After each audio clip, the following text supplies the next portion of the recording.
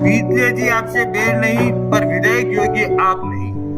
पीतले जी आपसे बैर नहीं, पर सहाड़ा के विकास के लिए समझौता नहीं। धन्यवाद। आप इस नारे को समझना। जय हिंद। नमस्कार, मैं हरियन शुक्लेचा, पूर्व भाजपा जिला मंत्री भिलवाड़ा, विश्व सनातन संघ युवा प्रदेश अध्यक्ष राजस्थान, वैश्य फेडरेशन तहसील अध्यक्ष रायपुर। सोशल मीडिया के सभी साथियों को, नौजवानों को, बड़े बुजुर्गों को, माताओं बहनों को, सभी मेरे मित्रों को जय श्री राम। सबके चरणों में कोटि कोटि प्रणाम, नमन, वंदन स्वीकार हो। मैं आपसे कहना चाहता हूँ, एक विनम्र अपील करना चाहता हूँ आपसे। समय बहुत कम बचा है साथियों, कुछ घंटे रह गए हैं मतदान के। उससे पूर्व मैं आपसे एक निवेदन करना चाहता हूँ, प्रार्थना करना चाहता हूँ आपसे हाथ जोड़कर।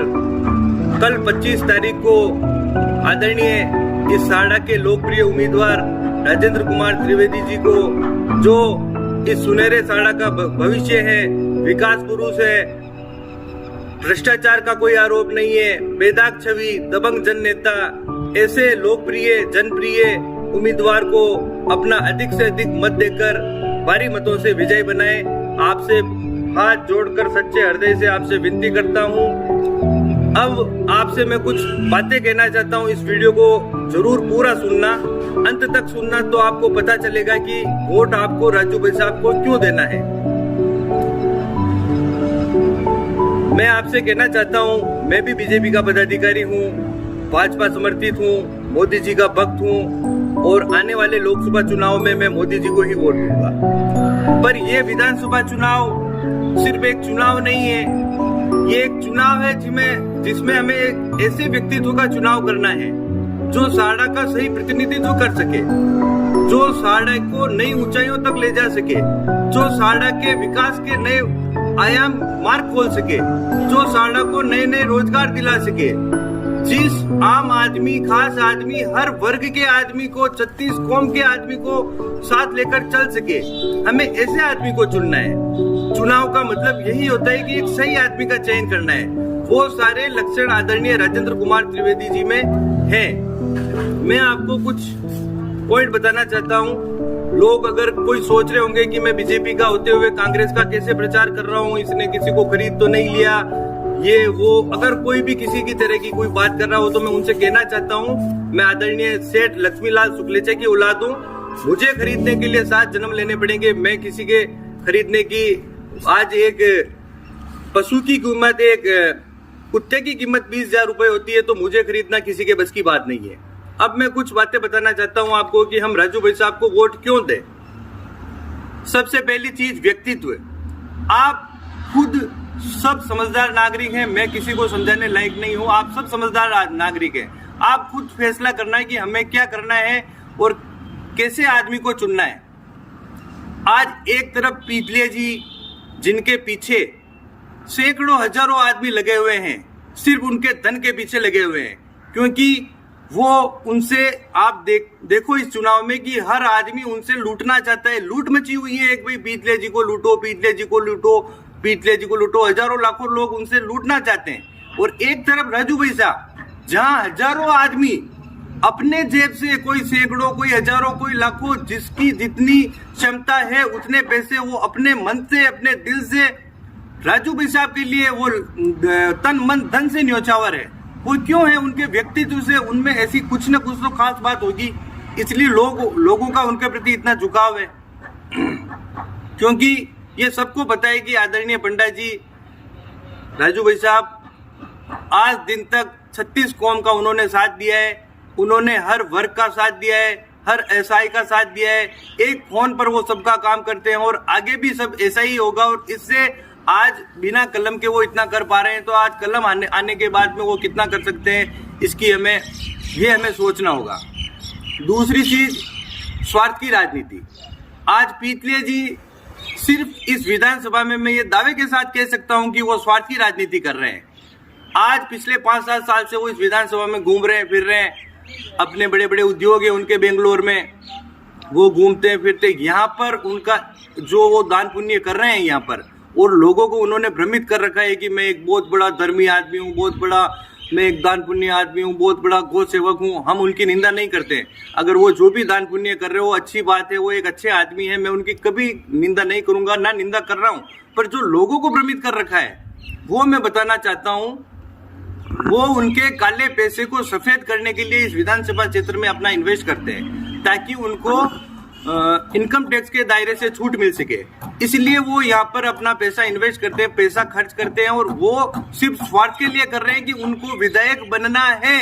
इस स्वार्थ से वो यहाँ पर 2 नंबर का पैसा जो उनके टैक्स में लगता है वो पैसा यहाँ पर खर्च करके लोगों की एक भावनाओं के साथ खेलना हो गया कि उस पैसों से आप लोगों की भावनाओं से खेल रहे हो।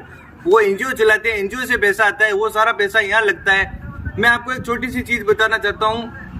पीतले जी ने 5 करोड़, 8 करोड़, 10 करोड़, 12 करोड़ जो भी खर्च किए होंगे 5 साल में, वो उनके खुद के नफे के लिए खर्च किए, उनके काले पैसे को सफेद करने के लिए खर्च किए। लेकिन एक तरफ राजू भाई साहब आज दिन तक 37 साल की सेवा में उन्होंने, मैं दावे के साथ कह सकता हूं कि 100 करोड़ रुपए खर्च कर दिए होंगे। 100 करोड़ रुपए से ऊपर खर्च कर दिए होंगे। कैसे किए मैं बताता हूं आपको। आज किसी आदमी का लाख का काम कराया, किसी का 2 लाख का काम कराया, किसी का 5 लाख का काम कराया, ऐसे सैकड़ों हजारों उदाहरण मैं आपको बता नहीं सकता, इतना समय नहीं है। ऐसे सैकड़ों हजारों उदाहरण है कि उनकी अगर कीमत गिने कि कई युवाओं का जो सही थे लेकिन गलत काम में वो फंस गए, उनके भविष्य को आबाद किया, उनके नए भविष्य को बनाया है राजेंद्र कुमार त्रिवेदी ने। तो उन्होंने अपने पुण्य को प्रचार नहीं किया, उन्होंने ये नहीं जताया कि मैं क्या कर रहा हूं क्या नहीं कर रहा हूं। उन्होंने जो भी किया धर्म के साथ किया और हिंदुत्व के साथ रहकर एक वफादारी से काम किया।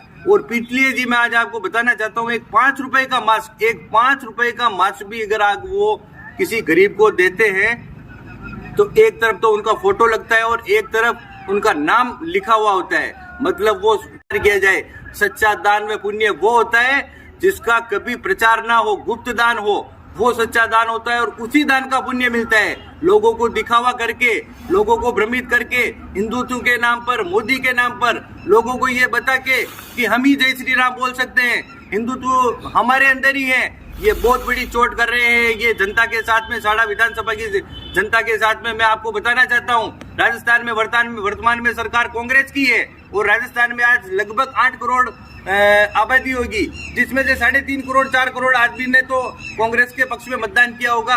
आप 4 करोड़ हिंदुओं की आस्थाओं पर ठेस पहुंचा रहे हो, आप 4 करोड़ हिंदुओं को मुस्लिम बता रहे हो। आप ये कहते हो कि कांग्रेस एक मुस्लिम पार्टी है, आप किसी धर्म विशेष की पार्टी का कहने का आपको किसने अधिकार दिया है? आप 4 करोड़ हिंदुओं की आस्था पे ठेस पहुंचा रहे हो, आप 4 करोड़ हिंदुओं का धर्म परिवर्तन करा रहे हो। ये आपको किसने अधिकार दिया कि आप धर्म और जात पात के नाम पर आप लड़ रहे हो और जात पात के नाम पर आप हिंदुओं को मुस्लिम बना रहे हो? आज राजस्थान में कांग्रेस की सरकार है, 4 करोड़ लोगों ने वोट दिया होगा हिंदुओं को, हिंदू लोगों ने वोट दिया होगा। आप मुस्लिम पार्टी बता के उन 4 करोड़ लोगों की धर्म की आस्था के नाम पर बहुत बड़ा खिलवाड़ कर रहे हो, जिसका ये जनता जवाब देगी, निर्णय करेगी। आप हर चीज को समझना, सोचना। आज साड़ा विधानसभा में और विधानसभा में खाकला नहीं डालना है, वहां पर कलम चलानी है और कलम चलाने वाला नेता चाहिए। वहां पर रोजगार के मुद्दे उठाने पड़ेंगे, शिक्षा के मुद्दे उठाने पड़ेंगे, पेयजल के मुद्दे उठाने पड़ेंगे, स्वास्थ्य के मुद्दे उठाने पड़ेंगे, नए विकास के मुद्दे उठाने पड़ेंगे। वो मुद्दे पिछले जी नहीं उठा सकते। इसका मैं एक आपको कारण बताता हूँ। जिस आदमी को अभी तक सरकारी दफ्तर के नाम नहीं पता, पीडब्ल्यूडी क्या होती है, तहसील क्या होता है, उपखंड कार्यालय क्या होता है, जलदाय विभाग क्या होता है, बिजली विभाग क्या होता है, ऐसे कई कार्यालय जिनको अभी तक वो नाम नहीं जानते हैं, वो आदमी उनके अफसरों को कब जानेगा, उनके काम को कब जानेगा? जो आदमी सरकारी दफ्तर का नाम तक नहीं जानता है वो उनके अफसरों को, कामों को जानेगा जब तक। तो ये साड़ा विधानसभा, मैं दोस्तों आपसे दावे के साथ कह सकता हूँ, ये साड़ा विधानसभा 15 साल पीछे चली जाएगी। आप अपनी आत्मा पर हाथ रखकर पूछो, सिर्फ हिंदू हिंदू हिंदू, जय श्री राम जय श्री राम जय श्री राम। मैं भी आज सच्चा हिंदू हूँ, बजरंगबली का सच्चा भक्त हूँ, मेरे इष्ट देव और आराध्य देव है बजरंगबली। मैं हर मंगलवार को उनका व्रत करता हूँ। मैं पूछना चाहता हूँ जो जानबूझकर इस इतने मर्यादित नाम को, जो जय श्री राम का नारा है, उसको उत्तेजित तरीके से लेके किसी की भावनाओं को हत करना चाहते हैं, ये सरासर गलत है। मैं उनसे पूछना चाहता हूँ, आज हजारों लाखों जो बड़े बुजुर्ग हैं आज भी मंदिर जाते हैं, पर ऐसे जो नौजवान युवा हैं जो सिर्फ बताते जताते, मैं उनसे हाथ जोड़कर विनम्र अपील करता हूँ मेरे भाइयों से, जय श्री राम हर हृदय में वास करता है। और हर हिंदू के हृदय में वास करेगा। हम सनातनी हैं, सनातनी रहेंगे। किसी के कुछ कहने से करने से कुछ नहीं होता है। भगवान श्री राम दिल में और आत्मा में वास करते हो, सही कर्म में वास करते हो, और जो किसी की दुआ लेता है ना, उसके साथ प्रभु श्री राम रहते हैं। आप किसी की बदुआ लेकर, स्वार्थ की राजनीति कर कर, ओछापन कर कर, जात पात कर कर, इस तरह से भगवान कभी खुश नहीं हो सकता है। मैं कहना चाहता हूँ कि जो जय श्री राम अच्छी बात है, बोलना चाहिए, लेकिन मैं उनसे कहना चाहता हूँ आप कभी मंगलवार शनिवार को भी आप मंदिर में जाकर आपने कभी धूप बत्ती की, भगवान के चरणों में अपना माथा टेका, कभी नहीं गए होंगे। लेकिन बस वो जय श्री राम, सारा हिंदुत्व उनके अंदर कूट कूट के भरा है। वो भगवान, अब वो बीजे जी कहते हैं मैं भगवान की रक्षा करूंगा। मुझे एक बात समझ में नहीं आती, इस सृष्टि की रचयिता ईश्वर है और इस सृष्टि को भगवान चला रहे हैं। हमारी एक एक सांस भगवान की नाम की है, ईश्वर के नाम की है, और पूरे जगत के रक्षक हैं वो। उनकी रक्षा करने वाला भी अभी इस दुनिया में कोई आ गया है, तो अब फिर तो हम अब आप इंसान भगवान की बराबरी करने लगी है। वो भगवान के बराबर अपने आप को समझ रहा है। मैं छोटी सी वीडियो ज्यादा लंबा बन जाएगा, मैं एक छोटी सी एक कहानी सुनाता हूँ आपको, और इसको बिल्कुल ध्यान से सुनना और समझना। दोस्तों, ये समय बहुत कम रह गया है, आपको समझने की जरूरत है। दिल पर हाथ रख के, ये मैं भी एक जात का जैन हूँ और मैं भी बढ़िया हूँ, वो भी बढ़िया है। मैं जानता हूँ क्या सच्चाई है क्या नहीं है, जितना आप नहीं जानते हो। मुझे पता है क्या हो रहा है क्या नहीं चल रहा है, इसलिए आपको समझने की जरूरत है। अभी नहीं समझे तो आप 5 साल 10 साल 15 साल पीछे चले जाओगे। इसलिए हाथ जोड़कर फिर से अपील करता हूँ, राजू भाई साहब के पक्ष में आप कल अवश्य मतदान करना। एक छोटी सी कहानी सुना के मैं अपना स्पीच बंद करूंगा। एक सेठ था और एक गरीब ब्राह्मण था। सेठ बहुत करोड़पति था, सेठ करोड़ों रुपए का दान करता था, और गरीब ब्राह्मण था वो चाय भी लोगों के पैसे की पीता था। दोनों जब 100 साल के हो गए और ईश्वर के श्री चरणों में उनका प्रवेश हुआ, एक स्वर्ग में गया और एक नरक में गया। नरक में गया करोड़पति सेठ और स्वर्ग में गया गरीब ब्राह्मण।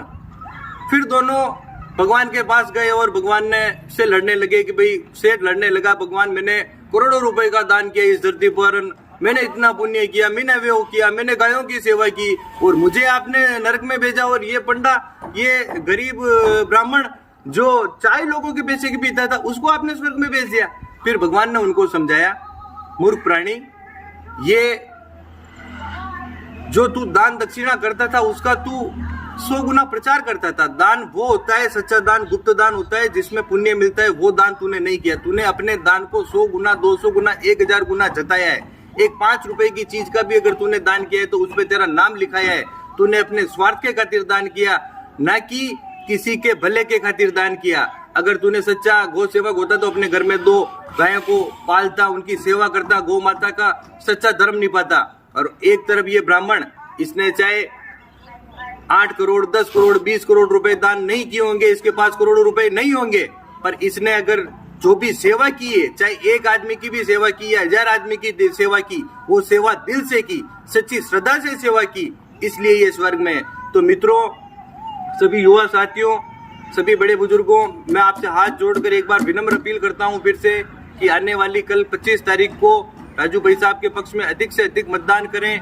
आप सब अपने रिश्तेदार, यार, दोस्त, सभी युवा साथियों, सभी बड़े बुजुर्गों, मैं आपसे हाथ जोड़कर एक बार विनम्र अपील करता हूं फिर से कि आने वाली कल 25 तारीख को राजू भाई साहब के पक्ष में अधिक से अधिक मतदान करें। आप सब अपने रिश्तेदार, यार, दोस्त, अपने बूथ पे ध्यान दें, अपने वार्ड में ध्यान दें, अन्यथा ना घूमें और सीरियस होकर, ये लोकतंत्र का बहुत बड़ा त्योहार है। एक जनता जनार्दन, एक वोट की ऐसी ताकत है जो इस लोकतंत्र को बदल सकती है। हम मोदी से नाराज नहीं है, हम मोदी जी से नाराज नहीं है, हम मोदी जी के पक्ष में थे, हैं और जिंदगी भर रहेंगे, पर हमें एक व्यक्तित्व का चुनाव करना है, एक सही व्यक्तित्व का चुनाव करना है जो इस साड़ा को नई ऊंचाइयों तक ले जा सके, इस साड़ा का विकास कर सके, इस साड़ा को समझ सके। आज जिस आदमी को एमएलए की फुल फॉर्म नहीं पता है, वो विधायक बनने योग्य है क्या? मैं आपसे पूछना चाहता हूँ। विधायक बनने के लिए विधायक के गुण होने चाहिए, वो अति आवश्यक है। वो गुण आप में नहीं, आप निसंकोच सज्जन पुरुष हो। मैं इस चीज के लिए नहीं कह रहा हूं कि आप कोई गलत आदमी हो, पर उस विधायक योग्य आप नहीं हो। मैं आपका सम्मान करता हूं, पर मैं आपसे हाथ जोड़कर अपील करता हूं कि आप राजू भाई साहब को वोट देवें। एक छोटे से शब्दों में अपनी बात खत्म करूंगा। आज गहलोत सरकार की आप योजनाओं को समझना, अगर आप पढ़े लिखे हो और वास्तव में आप गरीब घर से हो तो उनकी योजनाओं को समझना। आज प्रति परिवार में दावे से कह सकता हूँ 1 लाख से 1.5 लाख रुपए की प्रति परिवार बचत हो रही है, क्योंकि गहलोत सरकार ने 36 कौम का साथ दिया, हर गरीब का साथ दिया और आने वाली 7 योजनाएं जो आप चाहते हो चालू रहे और जो पुरानी योजनाएं निरंतर चालू रहे। इन 7 योजनाओं के माध्यम से अब मैं योजना नहीं बता सकता इतनी कितना गरीबों को, आम जन को राहत मिल रही है। मतलब इस महंगाई के जमाने में इतनी राहत देना एक बहुत बड़ी उपलब्धि है, बहुत बड़ी उपलब्धि है। मैं मोदी जी को कोटि कोटि प्रणाम करता हूँ, मेरे देवतुल्य साड़ा की जनता को कोटि कोटि प्रणाम करता हूँ। पर ये विधानसभा का चुनाव है, यहाँ पर मोदी जी मुख्यमंत्री के रूप में नहीं बैठेंगे। यहाँ पर हमें आदरणीय त्रिवेदी साहब को जिताकर, गहलोत साहब को जिताकर वहां पर डबल इंजन की, हमारी ये डबल इंजन की सरकार बनानी है, जिससे हमारा क्षेत्र नई ऊंचाइयों पे जाए, नए विकास के आयाम को छुए। आपसे हाथ जोड़कर विनम्र अपील करता हूँ। जय हिंद, जय भारत, वंदे मातरम। मैं आपसे नारा लगाना भूल गया था, मैं आपसे एक नारा बताता हूँ आपको। पीते जी आपसे बैर नहीं, पर विधायक योगी आप नहीं। पीते जी आपसे बैर नहीं, पर सहाड़ा के विकास के लिए समझौता नहीं। धन्यवाद, आप इस नारे को समझना। जय हिंद।